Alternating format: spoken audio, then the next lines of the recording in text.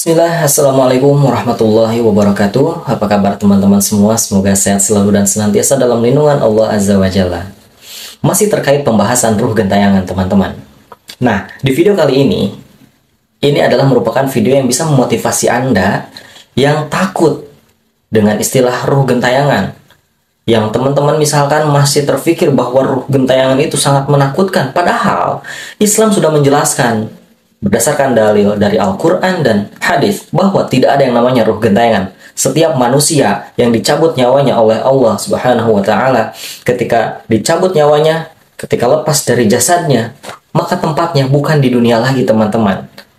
Mereka sudah pindah alam, teman-teman, bukan di dunia, bukan alam dunia lagi, tapi ada di alam kubur atau alam barzakh. Di video kali ini, kita akan mendapatkan motivasi yang sangat luar biasa dari seorang ustadz yang sudah tidak diragukan lagi keilmuannya, yaitu Ustadz Dr. Khalid Basalamah. Beliau akan memotivasi kita dan menjelaskan mengapa kita tidak perlu takut kepada yang namanya ruh gentayangan. Dan beliau akan menegaskan bahwa tidak ada yang namanya ruh gentayangan. Ingat teman-teman, ruh gentayangan itu diyakini oleh agama Hindu, bukan agama Islam, teman-teman. Jika Anda merasa seorang Muslim, jika Anda merasa seorang mukmin, maka teman-teman harus kuatkan tauhid, teman-teman. Jangan takut dengan yang namanya ruh gentayangan. Berikut kita akan tampilkan video dari Ustadz Khalid Basalamah. Semoga bermanfaat untuk Anda. Silahkan disimak. Ada satu rumah teman-teman sekalian, di situ ada orang bunuh diri, gantung diri. Kira-kira mau beli rumahnya nggak? Jawab jujur ya. Kenapa nggak mau? Hah? Setelah saya jelaskan malam ini, beli besok ya. Diskonnya buat saya. Baik, banyak orang jawabannya takut. Kenapa takut? Ada ruh gentayangan. Baik, simpan contoh itu. Ada contoh kedua teman-teman. Ada satu rumah, tadi bunuh diri ya. Sekarang satu rumah dibunuh oleh perampok. Mau beli rumahnya nggak? Sama juga. Masya Allah cuma 3 orang yang jawab, yang lain berani semua. Gak mau juga beli. Kenapa? Takut. Ada ruh gentayangan. Teman-teman sekalian, ambil dari saya malam ini dengan izin Allah. Ini ilmu dari wahyu, bukan dari saya. Tidak ada ruh gentayangan. Gak ada ceritanya dalam Islam kuburan terbuka pocongnya keluar. Gak ada itu. Gak ada tangan dari kloset tarik-tarik orang. Itu semua dusta, perusakan akidah dari media-media syaitan nih. Sinetronnya, filmnya, segala macam. Manusia bisa berubah jadi singa lah, bisa beginilah, macam-macam. Dusta, nggak ada dalam Islam, nggak ada. Dari mana dalilnya? Nggak ada ruh gentayangan. Baik, dengarkan hadisnya. Hadis yang mulia, hadis riwayat Bukhari. Suatu hari Nabi SAW pernah mengantar jenazah sahabatnya. Waktu jenazah tersebut ditaruh di kuburan, kata Nabi SAW, kalau seseorang mukmin meninggal dunia, siapa orang mukmin teman-teman sekalian? Orang yang sudah menggabungkan antara rukun Islam sama rukun iman. Kalau antum syahadat sudah, muslim, alhamdulillah, sholat 5 waktu, zakat, puasa Ramadan, haji, sudah dikerjain. Ditambah dengan keimanan, yakin Allah ada, yakin malaikat ada mencatat, yakin diturunkan dalam Al-Quran, yakin ada Rasul yang mengajarkan Nabi Muhammad SAW ada diterima pahalanya hari kiamat, maka itu namanya mukmin. Ditambah dengan mengimani qada dan qadar. Kalau ada orang sholat, Allah ada nggak ya? Malaikat catat nggak ya? Hari kiamat saya terima nggak? Ini masih muslim, belum mukmin, masih level di bawah. Pertama muslim dulu baru mukmin. Makanya dalam hadis disebutkan ada iman, ada Islam, ada iman, ada ihsan, gitu kan? Ini level-levelnya. Nah kata Nabi SAW, kalau orang mukmin menggabungkan antara rukun Islam sama rukun iman, sholat yakin Allah ada, sholat begini dan seterusnya, maka akan datang kepadanya 3 sosok malaikat pada saat meninggal. Dan ini teman-teman bukan dongeng saya ceritakan, ini hadis Nabi, berita wahyu yang pasti kita semua akan saksikan. Demi Allah ini benar, ini wahyu, gitu kan? Malaikat datang, di kiri kanannya malaikat rahmah yang membawa kain kafan dari surga, yang satu malaikat maut diubun-ubun kepalanya sambil berkata, ya ayyatuhan nafsul mutmainnah irji ila rabbiki radiyatan mardiyah. Hai jiwa yang baik, keluarlah kepada rahmat dan pengampunan Tuhanmu. Kata Nabi SAW, ruhnya keluar lebih mudah daripada air dari mulut kendi, cepat sekali. Begitu keluar, belum sesaat keluar ditangkap oleh malaikat rahmat, dibungkus dengan kain kafan dari surga, dibawa ke langit. Begitu dibawa ke langit, menembus 7 lapis langit, semua malaikat-malaikat di atas langit sana berkata, ruhnya siapa ini? Sungguh mulia ruh ini. Kenapa? Kata Nabi SAW, karena ruh itu mengeluarkan bau yang lebih wangi daripada bau kasturi. Semoga kita semua insya Allah termasuk. Maka kata Nabi SAW, malaikat rahmah mengatakan ini fulan bin fulan, namanya yang paling mulia di dunia. Lalu kemudian ditembuskan sampai langit ke-7, lalu kemudian terdengar suara dari langit ke-7. Allah Azza wa Jalla berkata, catatkan hambaku ini termasuk penghuni surga, kembalikan dia di dunia, di sana saya ciptakan, di sana pula saya akan bangkitkan. Diantar ruhnya bersamaan, jasadnya diantar oleh kerabatnya. Baru 3 langkah mereka jalan, dia masih bisa, ruh ini masih mendengarkan suara sendal mereka. Lalu malaikat datang mendudukkan dia lalu berkata, siapa Tuhanmu, siapa nabimu, apa kitabmu. Lalu dia kalau orang beriman, kata Nabi SAW, Allah berfirman, yuthabbitullahu alladhina amanu bil qawli tsabit fil hayatid dunya fil akhirah. Allah akan tetapkan jawaban lisan orang-orang beriman di dunia. Kalau dia belajari agama ini lalu ditanya kenapa kau sholat, kenapa kau puasa, dia akan punya jawaban dari wahyu. Dan di akhirat kata ulama tafsir adalah yang dimaksud pertanyaan mungkar nakir atau malaikat di kuburan. Ringkas cerita adalah dia akan menjawab, Tuhanku Allah, Nabiku Muhammad, kitabku Al-Quran. Pada saat dia jawab jawaban itu teman-teman sekalian, maka tiba-tiba saja kata Nabi SAW, malaikat tersebut membukakan baginya pintu neraka. Azab, siksaan, orang teriak-teriak, api yang berkobar-kobar, dia ketakutan.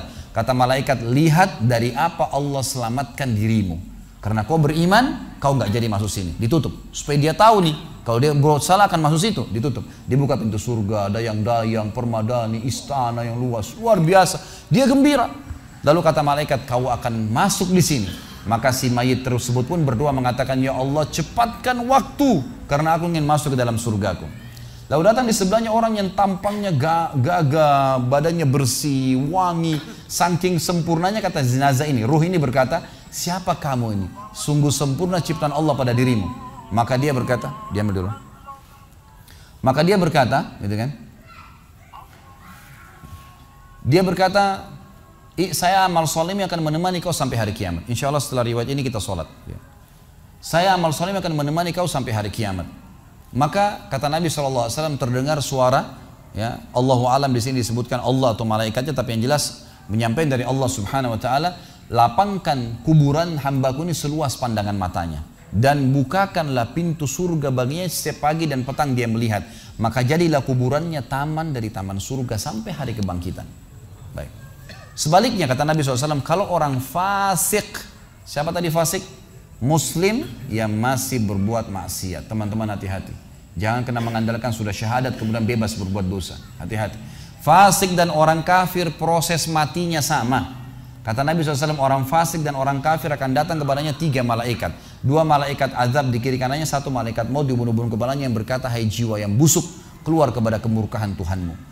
Maka ruhnya berantakan di tubuhnya, tidak berani keluar. Lalu malaikat maut menariknya dengan keras, ibaratnya seperti bulu domba yang dibasahkan, dililitkan di pohon berduri lalu ditarik dengan keras sehingga berantakan bulu domba itu. Keluar, belum sesaat keluar ditangkap oleh malaikat azab, dibungkus dengan kain kafan dari neraka, dibawa. Baru langit pertama nggak dibukain pintu oleh para malaikat. Lalu malaikat langit berkata, siapa ruh ini? Sungguh buruk ruh ini. Kenapa? Kata Nabi SAW, karena ruh itu mengeluarkan bau yang lebih busuk daripada bau bangkai. Wa na'udzubillah. Lalu malaikat azab membawa mengatakan, ini ruhnya fulan bin fulan. Ya. Orang yang disebutkan nama paling buruk di dunia. Lalu terdengar suara dari langit. Allah berkata, catatkan hambaku ini termasuk penghuni neraka. Di sana kembalikan dia di dunia, di sana saya ciptakan, di sana pula saya akan bangkitkan. Diantar ruhnya bersamaan, pengantarnya mengantar jenazahnya. Begitu masuk dan 3 langkah. Ya. Orang-orang mengantarnya lewat, malaikat datang mendudukkan dia mengatakan siapa Tuhanmu, siapa nabimu, apa kitabmu. Walaupun muslim, rekam baik-baik ini. Ya. Lahir dalam keadaan Islam, sesekali sholat, fasik, masih banyak maksiat, tidak tobat sebelum meninggal, sama. Jawabannya kata Nabi SAW dengan orang kafir, innama aqulu kama kana yaqulun nas. Saya nggak tahu, saya cuma ikut-ikut dulu orang bilang apa, nggak bisa jawab. Lalu kemudian dibukakan baginya pintu surga, dayang-dayang, permadani, istana, pemandangan yang luar biasa, gitu kan? Maka dia kagum, kata malaikat, lihat dari apa kau haramkan dirimu. Dulu kau bisa masuk sini, tapi kau tidak mau, ditutup. Dibuka pintu neraka, azab, siksaan, orang dipotong, teriak-teriak, kesakitan. Lalu dia ketakutan, kata malaikat, ini tempat kau selamanya, kau tidak akan bisa lari. Maka dia berdoa mengatakan, ya Allah jangan kau cepatkan waktu karena aku tidak ingin masuk ke dalam nerakaku.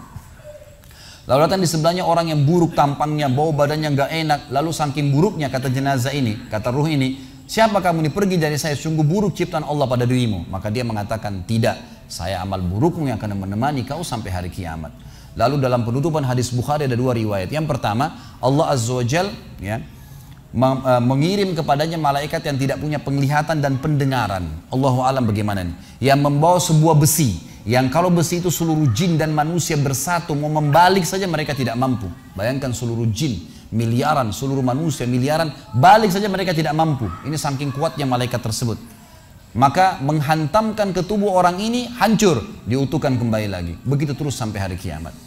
Riwayat yang kedua mengatakan, Allah Azza wa Jal membuat dinding kuburannya merengut tubuhnya, menjepit tubuhnya sampai seperti ini tulang rusuknya. Kembali lagi. Kata ulama hadis digabungkan keduanya. Dipukul sambil diremukkan, dikembalikan lagi. Begitu terus sampai hari kiamat. Maka teman-teman sekalian, dalil ini sebagai penutup dalam sesi pertama materi kita, teman-teman sekalian, dalil ini menjelaskan tidak adanya ruh gentayangan dalam Islam. Gak ada. Kita tarik ke contoh tadi. Orang yang bunuh diri tadi berdosa besar bukan? Dosa besar. Berarti dia meninggal sekarang di kuburan lagi disiksa. Gak ada ceritanya keluar ganggu orang atau balas dendam. Gak ada waktu. Hancur, remuk, dikembalikan lagi. Begitu terus. Kemudian juga sama, orang tadi contoh kedua yang dibunuh sekeluarga, kalau dia muslim maka dia mati syahid. Matinya mulia bukan? Mulia. Berarti lagi nikmatin kuburannya taman dari taman surga. Nggak ada ceritanya tuh mereka keluar lagi ganggu orang. Gitu kan. Jadi mulai sekarang beli rumah yang banyak dianggap keramat tuh. Bacain surah Al-Baqarah, ada semua syaitannya tuh. Harus yakin dengan sabda Nabi SAW, rumah yang dibaca surah Al-Baqarah tidak akan masuk syaitan. Nggak ada. Takut semua syaitannya. Baik, kita tutup dengan kata-kata saya teman-teman sekalian. Lalu dari mana kalau saya beli rumah saya pernah dengar suara bayi di atas rumah, atap rumah saya. Saya pernah dengar suara cangkul di belakang rumah, pintu bunyi sendiri, gitu kan. Itu semua permainan syaitan yang ada di sekitar rumah itu, atau Anda yang bermasalah. Harus diruqyah. Dibacain ayat, ada sihirnya tuh, mungkin pernah mandi dulu ilmu kebal, mungkin pernah ini, mungkin pernah bersemedi, apalah macam-macam yang khurafat ini, maka dia harus diruqyah. Jadi harus diobatin. Baik, begini contohnya, kalau kita lagi lewatin tadi rumah yang orang ada bunuh diri, ini kalau ada syaitan di sini marah dengan saya, tapi saya nggak peduli. Emang dia musuh kita. A'udzubillahi minasyaitonirrajim, gitu kan. Allah hancurin mereka, gitu kan. Yang jelas teman-teman sekalian, kalau kita lewat di rumah yang ada orang bunuh diri, gitu kan. Misal pagarnya 10 meter, begitu kita jalan 1 meter pertama, semua syaitan itu ngerumunin kita tuh. Tuh yang bunuh diri itu perempuan, matanya belalak, rambutnya panjang, keluar darah dari hidungnya. Terus dibisikin. Orang yang takut, manusia yang takut, maka pada saat dia balik ke tempat yang tadi syaitan bisikin dia itu, dia lihat betul nanti perempuan tuh. Karena dia takut, jadi dia bisa lihat. Yang takut saja bisa lihat, yang tidak takut tidak bakal lihat. Makanya kalau ada temannya jalan di sebelah nggak takut, tanya, kau lihat nggak? Dia bilang nggak. Kalau dia bayangkan nenek-nenek, dia lihat nenek-nenek temannya. Permainan syaitan. Maka orang beriman mustahil melihat yang seperti itu. Gak ada ceritanya. Atau dasarnya orang itu kena sihir tadi. Maka bisa melihat penampakan karena ada syaitan yang mengganggu dia. Dan dia dasarnya membuka diri untuk itu. Makanya harus ruqyah, obat. Gitu kan? Ada metode pengobatan, tentu bisa lihat di YouTube, ada ceramah saya, ruqyah syariah. Ya, nama saya diketik, insya Allah ada tata cara yang sudah saya ajarkan caranya mengobatin itu. Tapi yang jelas itu semua permainan syaitan, teman-teman sekalian. Dan inilah poin pertama, pintu pertama untuk takut kepada Allah Subhanahu wa taala, artinya semua selain Allah dalam makhluk jangan pernah takut dengan mereka. Syaitan pun yang biasa dianggap menakutkan bagi manusia itu dusta semua. Sampai sabda Nabi SAW mulia hadis Bukhari, siapa yang membaca bismillah, bismillah, maka syaitan yang ada di sekitarnya menjadi kecil seperti lalat. Jadi orang yang gambarkan syaitan besar itu tidak benar semua. Kata Nabi SAW dalam hadis Bukhari yang lain, siapa yang mau masuk ke rumahnya, lalu dia baca Assalamualaikum, salam warahmatullahi wabarakatuh, syaitan di sekitar rumahnya berkata kepada teman-temannya, tidak ada tempat nginap buat kalian malam ini. Salam saja sudah jadi benteng, nggak bisa masuk. Kalau dia makan dengan baca bismillah, ya, dia baca bismillah, maka syaitan berkata lagi sama teman-temannya, tidak ada makan malam buat kalian malam ini. Nggak bisa cuy. Dan syaitan tidak bisa membuka dan menembus tembok atau pintu manusia. Dusta semua itu tembus tembok, tembus pintu, dusta. Karena Nabi SAW yang bilang, syaitan tidak bisa membuka kembali pintu yang ditutup oleh manusia. Syaitan tidak bisa membalikkan ya, panci yang sudah ditutup oleh manusia, maka padamkanlah lampu kalian, tutuplah panci-panci kalian, karena syaitan bisa menunggangi makhluk yang lain. Sebagai penutup hadis Nabi SAW, pernah ada seorang sahabat membawa tikus ditangkap malam hari. Pada saat ditangkap tikus tersebut, lalu sahabatnya tidak bunuh, dipegang sama dia, dibawa ke masjid. Dia bilang, ya Rasulullah, ini tadi ya, saya tangkap di rumah saya apain hewan ini? Boleh saya bunuh atau enggak? Kata Nabi SAW, jadi tikus itu sambil ditahan oleh sahabat, kebetulan Nabi SAW punya tikar yang dipakai sholat, di sebelahnya ada lilin kecil, minyak dengan api gitu kan. Lalu tikus ini sementara Nabi SAW bicara sama sahabat, lepas, menyentuh ya, lilin Nabi SAW, lalu tumpah minyaknya di sejadah, di tikarnya Nabi, terbakar. Kata Nabi SAW, sesungguhnya hewan ini fasiqah, fuaisiqah, buruk, boleh dibunuh gitu kan. Dan syaitan menunggangi hewan seperti ini untuk membakar rumah-rumah kalian. Tapi mereka tidak bisa membakar langsung. Mereka cuma bisa menggunakan hewan yang kebetulan lewat dan seterusnya. Seperti misalnya syaitan bisa menggoda manusia lain untuk mengganggu kita, gitu kan. Tapi untuk dia langsung tidak ada ceritanya. Itu semua tidak benar, teman-teman sekalian. Ya, itulah tadi penjelasan dari Ustadz Khalid Basalamah. Masya Allah, sangat luar biasa penjelasannya, sangat bermanfaat sekali teman-teman. Jadi buat teman-teman yang masih takut dengan namanya ruh gentayangan, mulai dari sekarang teman-teman tidak usah takut lagi dengan yang namanya ruh gentayangan. Karena itu adalah permainan syaitan teman-teman. Seseorang yang sudah meninggal itu disibukkan dengan perkara di alam kuburnya teman-teman. Mana sempat mereka kembali lagi ke dunia. Adapun misalkan mereka ingin kembali ke dunia, itu tidak bisa teman-teman. Harapannya mungkin ada untuk berbuat kebaikan lagi, tapi sayang sekali teman-teman, tidak bisa kembali lagi ke dunia. Ya, mereka sibuk dengan yang baik, mungkin dengan nikmatnya, yang buruk mungkin dengan siksanya teman-teman. Mereka tidak sempat untuk kembali lagi ke manusia, apalagi untuk mengganggu manusia teman-teman. Jadi ketika teman-teman berpikir ada yang namanya ruh gentayangan, atau misalkan suatu tempat itu terlihat seram, itu adalah bisikan setan teman-teman. Dan itu harus dilawan teman-teman. Karena tidak ada yang patut untuk kita takuti selain Allah. Setan adalah makhluk teman-teman. Setan ini makhluk sama seperti kita teman-teman. Bahkan tadi sudah dikatakan oleh Ustaz Khalid Basalamah dan menjelaskan tentang hadis yang disampaikan oleh baginda Nabi Muhammad SAW, bahwa ketika kita membaca Bismillah, setan itu mengecil teman-teman, sampai sebesar lalat. Artinya apa? Setan itu lemah teman-teman. Itu menunjukkan bahwa setan itu lemah teman-teman. Dan kita sudah diajarkan oleh baginda Rasulullah SAW tentang doa perlindungan teman-teman. Ya. Seperti a'udzu billahi minasyaitonir rajim, a'udzu bikalimatillahi tammati min syarri ma khalaq. Itu adalah doa-doa perlindungan, beberapa di antaranya, dan masih banyak lagi teman-teman doa-doa yang lainnya. Ya, jadi teman-teman intinya kita harus berpikir positif teman-teman. Berpikir positif dan jangan takut. Jadi ketika kita merasa takut, kita berpikir negatif, maka itulah kelemahannya teman-teman. Setan itu menguasai pikiran kita, setan itu mengganggu dengan bisikan. Jadi itu hanyalah bisikan. Adapun misalkan teman-teman sebelumnya pernah melakukan hal-hal yang menjurus pada kemusyrikan, contoh mungkin kata Ustaz Khalid, mandi untuk mendapatkan ilmu kebal, atau puasa bid'ah yang tidak diajarkan oleh Nabi, dan lain-lain sebagainya. Nah, itu bisa membuka celah bagi setan agar mudah untuk mengganggu kita teman-teman. Ya, jadi mungkin mata kita dipermainkan oleh setan, ataupun teman-teman jadi lebih sering mendapatkan gangguan-gangguan setan, teman-teman. Nah, jangan ditunda-tunda lagi. Teman-teman segera ruqyah, teman-teman. Ada masalah berarti, teman-teman ya. Dan semuanya pun dengan ilmu Allah, itu akan mudah teratasi, teman-teman. Yang penting teman-teman yakin bahwa hanyalah Allah tempat kita bergantung, dan hanyalah Allah yang patut untuk kita sembah. Dan tidak ada lagi yang mesti kita takuti selain Allah, teman-teman. Jadi setan itu lemah teman-teman. Dan tidak ada ruh gentayangan. Sekali lagi, tidak ada yang namanya ruh gentayangan.